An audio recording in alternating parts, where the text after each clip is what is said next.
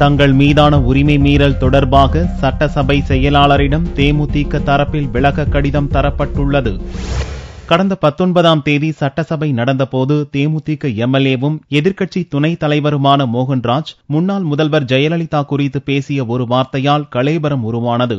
மோகன்ராஜின் பேச்சை சபை குறிப்பில் இருந்து நீக்கிய சபாநாயகர் தனபால் அனைவரையும் வெளியேற்ற உத்தரவிட்டார். அப்போது சபை காவலர்கள் தேமுதிகவினர் இடையே தள்ளுமுள்ளு ஏற்பட்டது.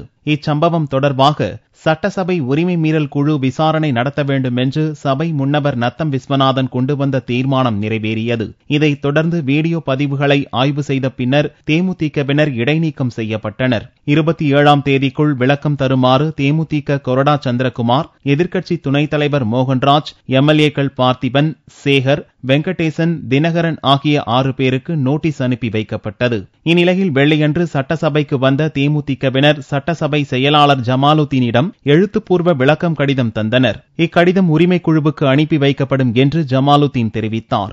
சட்டசபை உரிமைக்குழு எடுக்கும் முடிவை பொறுத்து அடுத்த கட்ட நடவடிக்கை குறித்து ஆலோசிக்கப்படும் என்று தேமுதிக தரப்பில் கூறப்பட்டுள்ளது. இச்சம்பவத்தில் தலைமைச் செயலக போலீஸ் நிலையத்தில் காவலரை தாக்கியதாக தேமுதிக எம்எல்ஏக்கள் தினகரன், சேகர் மீது வழக்கு பதிவு செய்யப்பட்டுள்ளது. இருவரும் முன்ஜாமீன் பெற்றுள்ளனர் என்பது குறிப்பிடத்தக்கது.